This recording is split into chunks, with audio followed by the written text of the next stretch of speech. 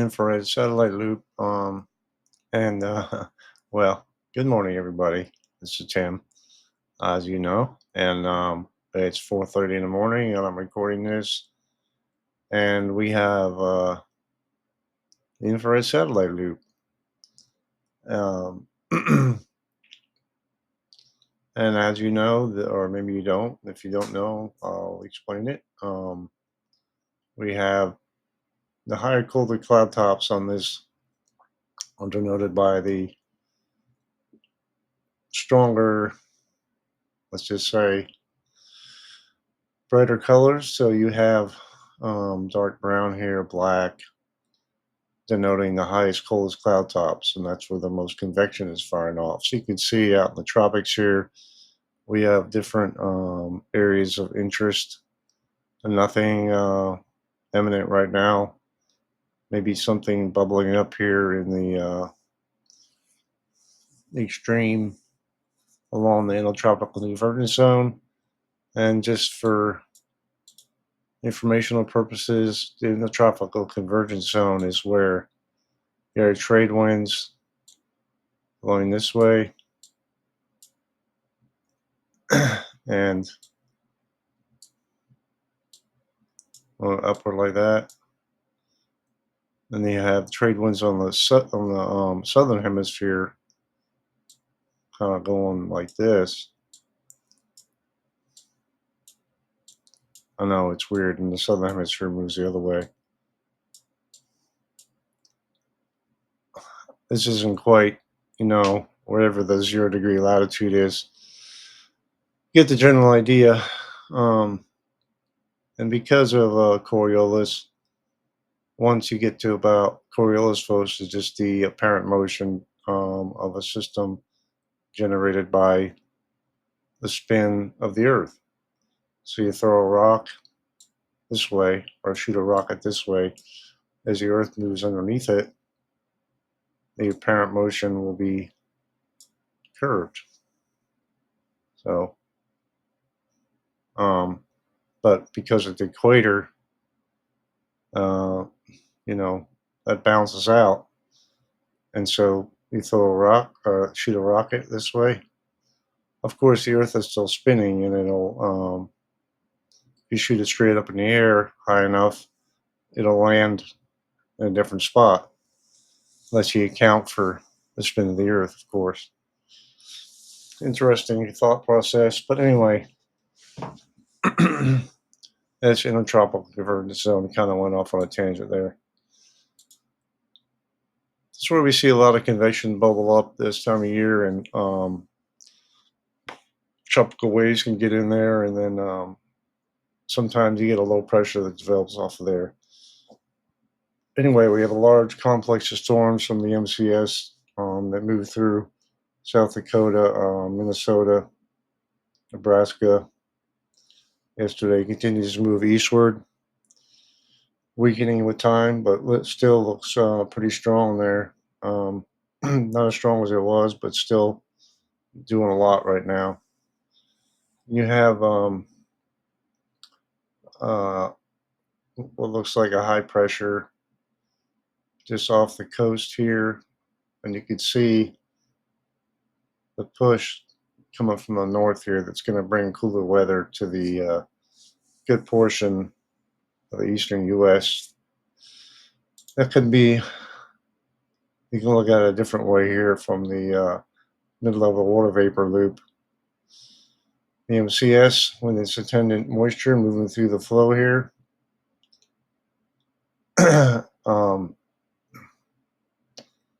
And so you see the dry air right on the level dry air right to the east of it.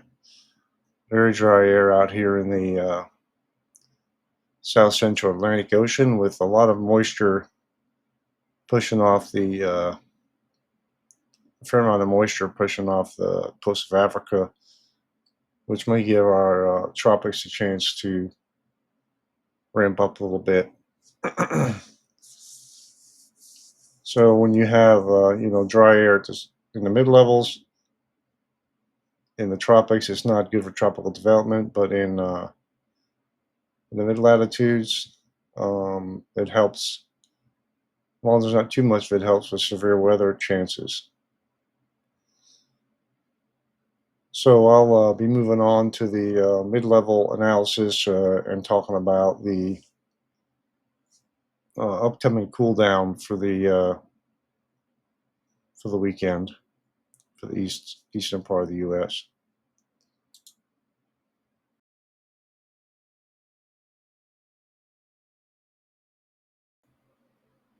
So as far as today's threats go, we have a high risk of extreme, going on today. We have extreme heat, dangerous heat for Great Plains, Mississippi Valley.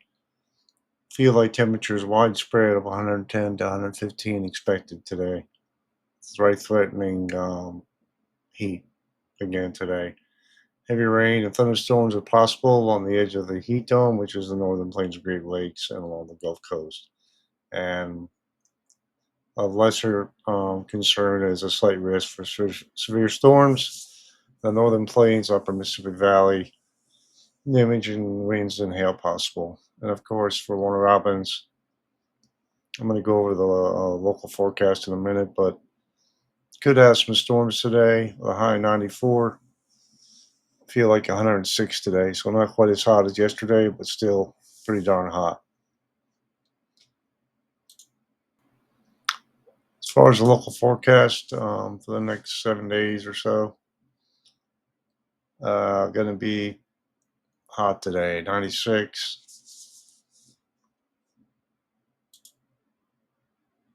Chance of showers and thunderstorms. Supposed to cool off this afternoon to 90. Wow. Okay. So, um,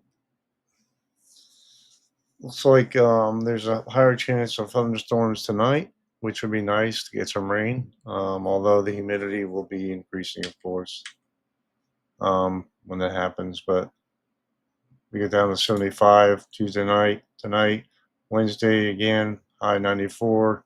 Chance of thunderstorms, and then thunderstorms likely as a front moves towards our area. Again for the same thing. Wednesday night, high 95 again. Thursday. So the heat index values aren't going to be as high, but we're still going to have rain chances, 30% chance of rain. Friday, high 95, 50% chance of rain. And you can see a cool off coming. Chances having thunderstorms Friday night. Northwest wind. That's what I like to see. We got winds from the north, east. These all will bring in cooler temperatures. As you can see, you get 80% chance of shower thunderstorms Saturday night. Saturday night, showers and thunderstorms. High of 87. Sunday, high of 80. Wow, it's going to be nice. Although it's going to be pretty rainy on the weekend, but I'll take it.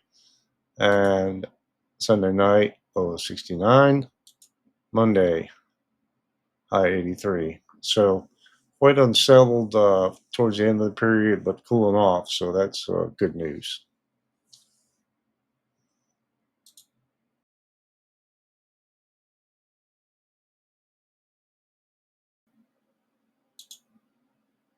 So what are we looking at here?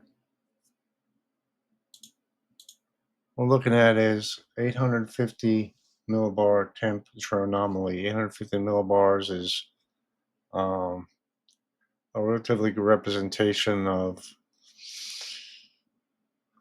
it's just above the surface, but close enough to the surface to really represent what we would think, you know, anomaly, meaning above or below normal temperatures that might be at the surface. So, this is a good tool to see where the how the temps would be versus um, not. So you have the deeper blues, of course. You see the negative anomalies here. You can see negative HC, which is a lot. But then down in the south and in the northeast, you see where the and along the up in the Midwest where the highest anomalies are. Let's just move this through in time. See this troughiness, mid-level, upper level, mid-level, low-level flow and feature building in along the northeast corridor. And you can see what looks like a cold front pushing southward here, bringing cooler 850 millibar temps to the good eastern portion of the Rockies, especially in the northeast corridor. And what you can kind of get the sense of here is some cold air damming starting to set up, which means you have a high pressure building here somewhere. Cold air damming is you have the Appalachians here. Low level flow builds this way and pushes up against the spine of the Appalachians, which keeps a low level cool air from, because it's the lowest levels, trapped and pushes it south. So you have a cold front moving this way, air coming up and over top of the high pressure building in. And so over time, you see what happens. You have really warm temps up in Canada, and in the really cooler temps in the middle part of the U.S. Slowly, you see how a ridge is kind of building in the desert Southwest, and general troughiness and cooler temperatures in the east of the Rockies for the most part, except along the high plains on the spine of the just east of the Rocky Mountains and all the way up into Canada. So these people are going to be suffering up here, and this persists for quite a while,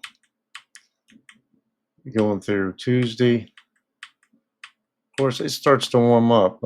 It doesn't stay that way forever, and this was likely probably possibly driven also by precip. But you can see heat really building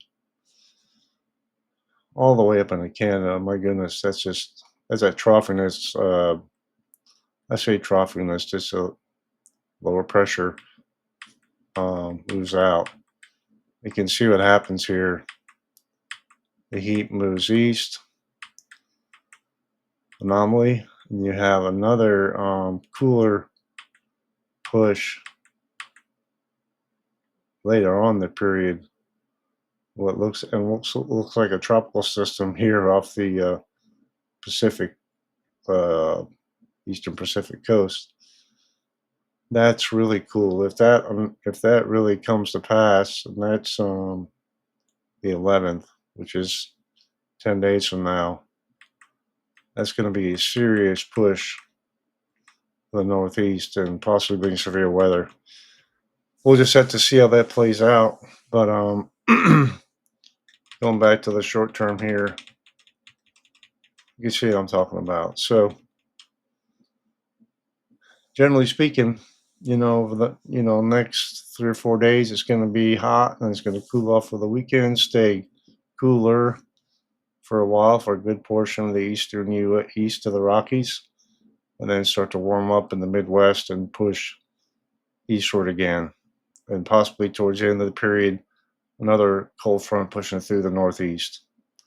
But we'll just have to see.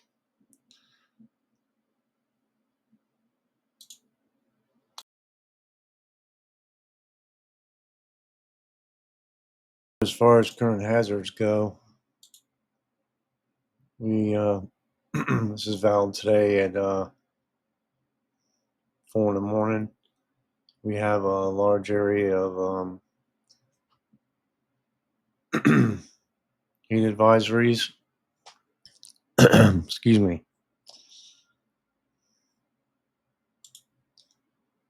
For a good portion of the deep south. into the Mississippi Valley, up into the central U.S. with extreme heat warning along the Mississippi River all the way down into almost all the way down into the Louisiana. Some areas around Louisiana, extreme heat warning, and parts of east central Georgia. Interesting that we don't have any down here, and just a few points in Alabama and Georgia. Still up in the northeast corridor today. The spine of the Appalachians, West Virginia. Excuse me, and parts of Florida as well under extreme heat watch and heat advisory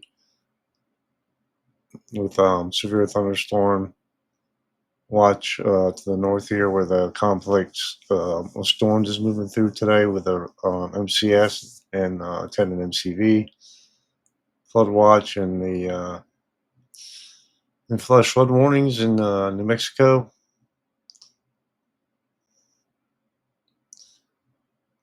The severe thunderstorm watch was issued a little bit earlier. I don't know if it's necessarily still in place. Anyway,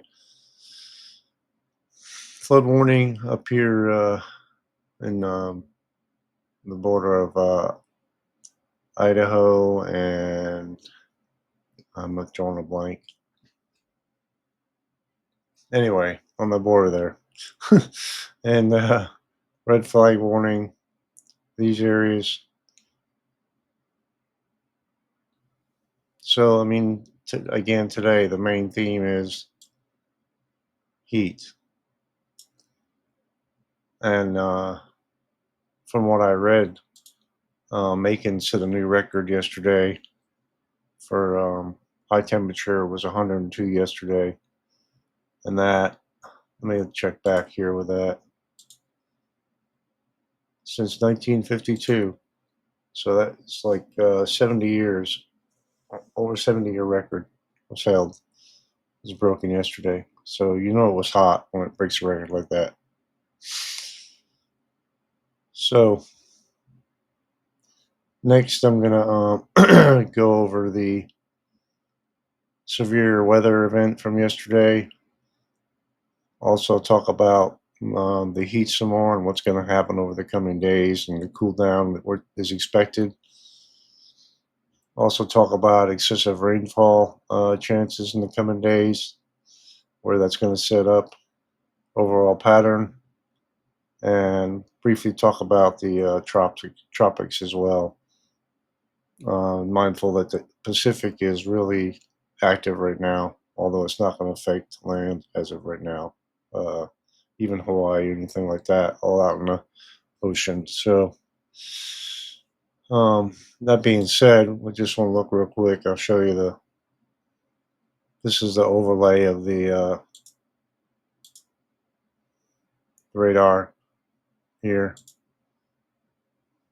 You can see where the flooding is, and that complex storms MCS moving through Iowa and Illinois right now. The area in Montana and down desert Southwest, and some leftover storms of overnight convection down here in Georgia, South Carolina, and North Carolina.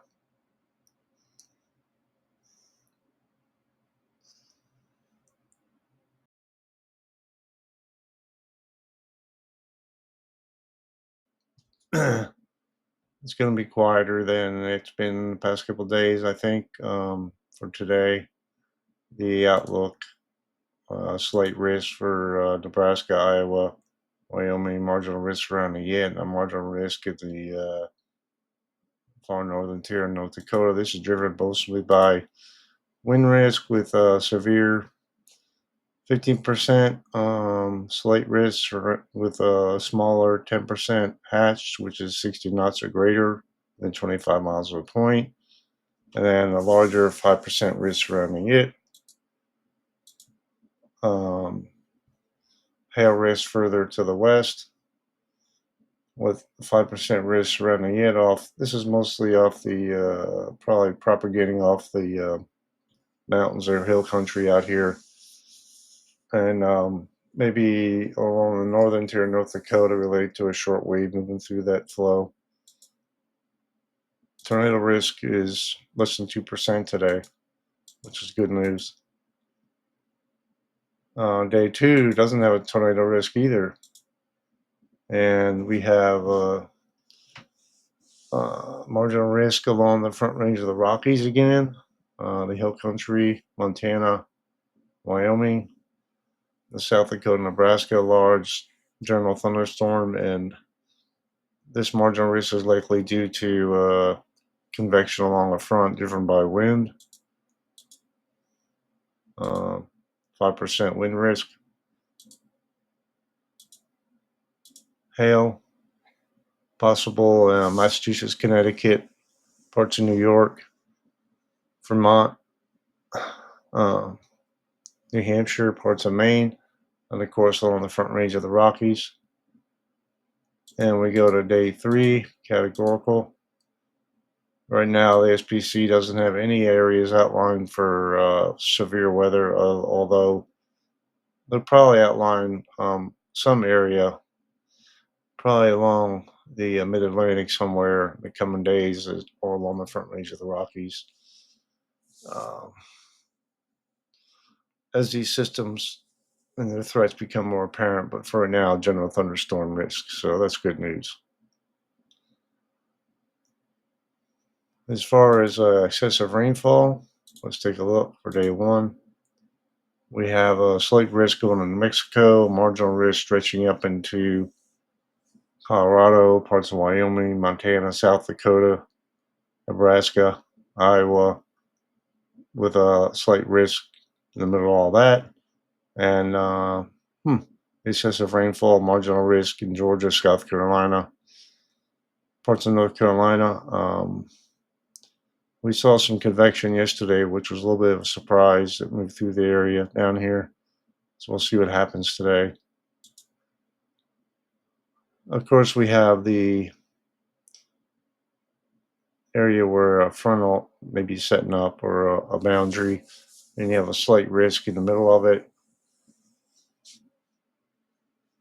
Iowa, Illinois, Missouri, Colorado, New Mexico, Kansas, with a large marginal risk for a good portion of the central U.S. and to the southeast and to the northeast. And again, what these risks mean is you have a slight risk of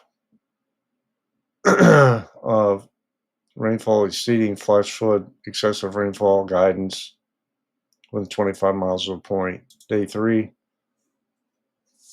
we have a slight risk moving to the east coast, a large marginal risk bisecting the nation really into the deep south along the Gulf Coast, all the way up along the front range of the Rockies, all the way up into Canada.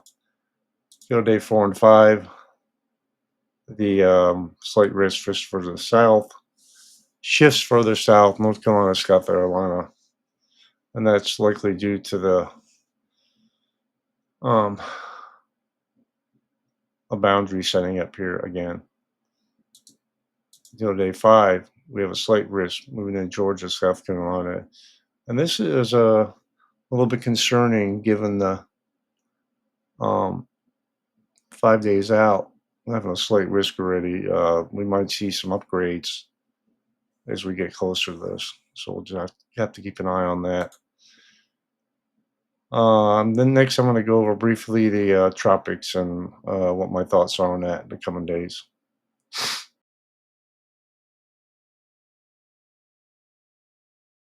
Here, south of the Hawaiian Islands,